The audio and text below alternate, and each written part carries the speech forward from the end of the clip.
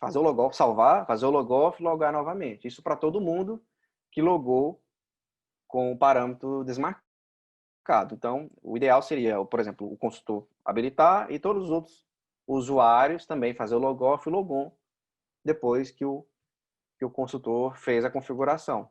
Tá? Isso aí é importantíssimo. A gente tem muito incidente com relação a isso, porque às vezes não está claro o que é esse parâmetro aqui. Às vezes, digo, no nível do SAP, né? O impacto dele, mas seria basicamente isso, a transação, o evento, né? Não passa pela regra que tem no EDON, e aí, por isso, o EDON não comunica de forma vamos dizer assim, direta, né? Aí teria que forçar essa captura de evento, vamos dizer assim, que já seria no suporte, já seria aqui um atendimento do suporte. Bom, então eu vou instalar o cliente, meu cliente é 64 bits, eu vou instalar aqui eu vou registrar o ARD e depois eu vou instalar o serviço, tá? Vamos lá, então. Eu vou fazer a instalação do ARD, a instalação tradicional, vamos dizer assim. A LW ela é mais recente.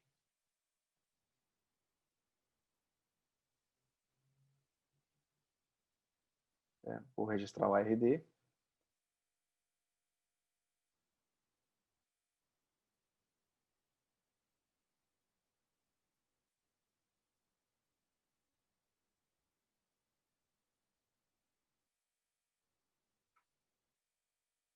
Uma curiosidade a respeito da instalação, eu indico que executem um SAP como administrador, tá? Ou deem permissão total no diretório do SAP. Opa, não, esse diretório.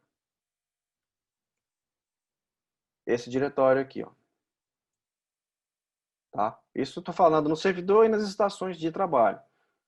Então, deem privilégios para leitura e escrita nessa pasta do SAP.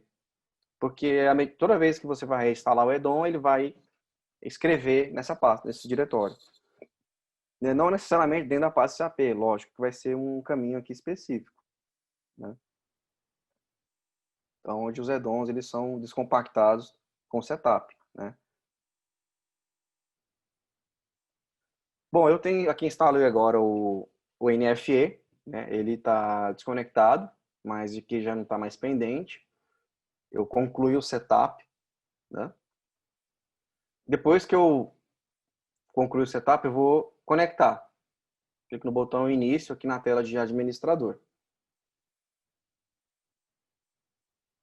Para quem vai fazer a primeira vez, nesse momento aqui, o EDON vai pedir licença, né? Ele vai pedir uma conexão com o banco de dados, primeiramente, né?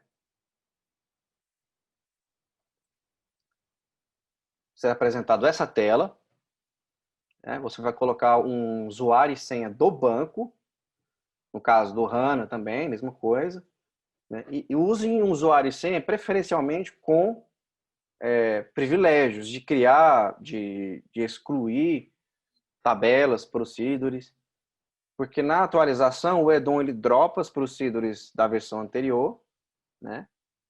E cria as novas, da nova versão. Então, é interessante ter um usuário com privilégios de criar, remover, né? No caso de fazer o drop, e fazer alterações, tá? E, no caso do HANA, a gente recomenda o System, ou um usuário equivalente ao System, que tenha os mesmos privilégios, tá? E esse parâmetro usar a base de dados do SAP, ele é muito delicado nesse momento, essa definição, porque uma vez que você marcou esse parâmetro, qual é o comportamento do EDON? Ele vai criar as tabelas dele e procedures junto com a base do SAP. Ou seja, ele vai criar, na base que estou logado aqui, a SBO Demo BR, as tabelas e as procedures dele. E se eu não marcar, o Edom vai criar a base dele, que é a DB Env1 e SBO underline tax1, e vai criar as tabelas e procedures lá, fora da base do SAP, né?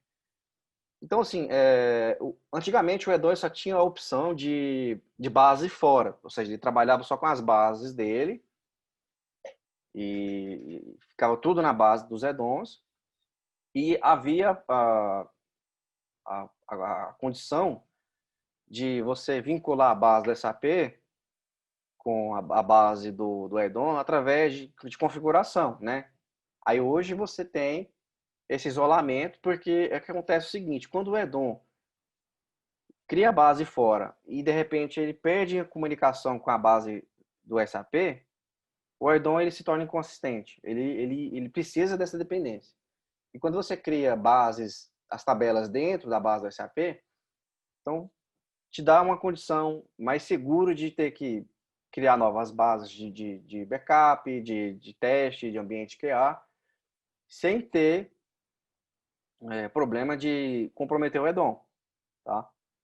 Então, tem esse cenário. E outra, esse ambiente de criar as tabelas do EDON e Procedures junto com a base do SAP, para quem usa o SAP CCC nativo, que é aquele ambiente CCC do SAP, o EDON ele já reconhece esse ambiente e vai criar sempre na base do que ele está logado, que está sendo iniciado o EDON. Então, no meu caso aqui é o on-premise, mas eu sei que tem clientes aí que usam o ambiente compartilhado CCC, e nesse ambiente não deve ter as bases dos EDONs. Cada base tem que ter as tabelas lá do EDON e Procedures para ter isolamento, porque senão a base do Tax1, por exemplo, ela vai ter várias bases do SAP vinculadas a ela, e certamente um cliente for fazer manutenção, por exemplo, lá na entidade dele, e ele pode impactar, atrapalhar o outro cliente que não tem nada a ver. Entendeu? Porque quando o banco é fora, o banco ele tem uma conexão, um relacionamento de 1 para N. Então eu posso ter para um banco Tax1 N bases SAP. Então se uma dessas bases compromete a estrutura da base do EDON, tende a ter problema. E geralmente são problemas que são generalizados, vamos dizer assim, eles param de uma forma generalizada, porque o EDON se tornou inconsistente nas conexões. Então, esses são comentários, tá? Assim, que eu considero relevante e que eu só estou explicando para vocês porque hoje, assim, essa função de criar as tabelas,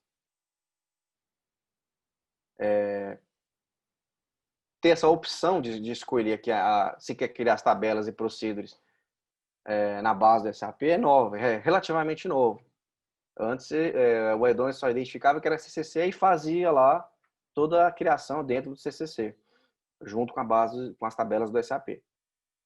E aí hoje não, mesmo sendo on-premise, por exemplo, o meu ambiente ele está definido para criar as tabelas dentro da base do SAP. Tá? Então essa estrutura que vocês estão vendo aqui está tudo dentro da base do SAP. Depois que colocar o usuário e senha do banco de dados, ele vai pedir a licença, né? E aí vocês têm a opção de fazer o registro online, tá?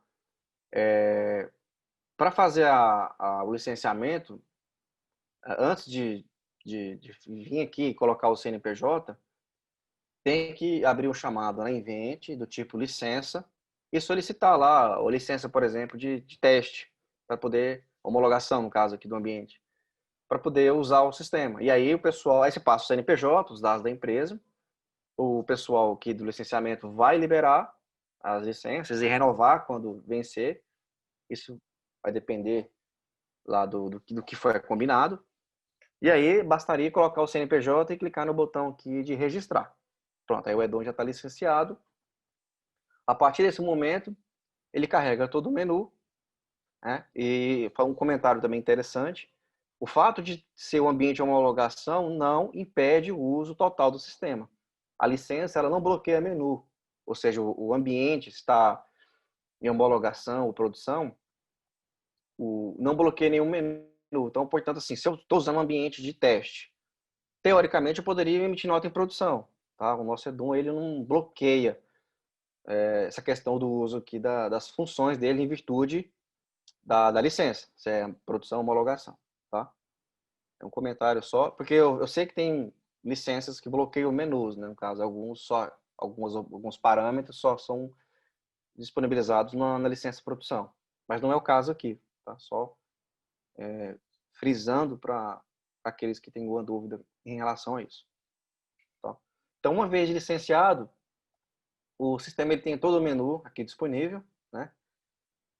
E teoricamente o Edom já está conectado e disponível. E eu tenho que agora instalar o serviço, tá? Mas vamos deixar o serviço para um segundo momento, porque eu acho que o serviço ele tem que ser instalado para quem faz a primeira instalação depois que eu configurei o Edom, porque ele vai buscar essa referência, tá? Então, para aqueles que estão fazendo a instalação pela primeira vez, recomendo que depois que instalou o Edom, licenciou, vocês vão vir aqui no cadastro de entidade, fazer toda a configuração. Aí, depois que configurou a entidade, é aí que você instala o serviço e configura ele, tá? Recomendo assim, no sentido mas se instalar antes, não tem problema também, né? Ele vai reclamar, vai falar que não tem nada, não sei o quê, porque realmente não tem, tá? Mas assim, para você ter certeza que vai dar certo, façam a instalação no segundo momento. No processo de atualização, né, é o mesmo que eu fiz a instalação, só que você vai remover a versão anterior e vai instalar a nova, do mesmo jeito. E aí, na sequência, você instala o serviço. Tá? Recomendo que inicie o serviço depois que você iniciou o Edom. Por quê? Porque quando você inicia o Edom, é nesse momento que ele vai atualizar as tabelas, ele vai dropar, por exemplo, as procedures da versão anterior e criar as procedures da versão nova. Né? Ele vai fazer uma série de procedimentos da infraestrutura do Edom, né? E isso tudo na conexão, ou seja, quando eu vim aqui, mandei iniciar, né? Mandei conectar o Edom. Beleza, então você aguarda essa etapa e aí depois você pode ir lá iniciar o serviço, tá? Porque se você iniciar o serviço da versão nova, só que o banco de dados do Edom ainda está na versão anterior, porque você ainda não conectou o Edom. Então o serviço vai reclamar, olha, essa regra que está aqui, ela não está nova, é da versão anterior, ou vai dar algum erro. Tá? Então, para evitar algum... Aí, lógico, depois que você conectar o Edom e reiniciar o serviço, volta a funcionar, mas eu falo para você ter uma melhor experiência no processo de atualização. Então, instala o Edom, inicia o Edom, aguarda, instala o serviço, inicia o serviço. Isso para atualização. Na primeira vez, instala o serviço, configura o serviço, depois inicia o serviço. Eu vou mostrar agora a parte de instalação do serviço, e aí vocês vão entender melhor o que eu estou falando, mas recomendo que façam o serviço depois que conectou o Edom. No caso da primeira configuração, depois que eu configurei o Edom. Tá? Então eu vou pôr esse cenário como sendo a primeira instalação do Edom, ou seja, eu conectei e eu vou configurar o Edom. Então, uma vez que o Edom foi conectado, eu venho no menu configuração, cadastro de entidades. Tá? Eu vou editar a entidade que eu já criei, mas eu vou passar os campos para a gente simular um cadastramento aqui de uma entidade com o mínimo de informações, tá? Para emissão de nota e algumas obrigações fiscais. Tá? Porque o cadastro de entidade, ele serve para nota e obrigações acessórias. SPED fiscal, então tudo vem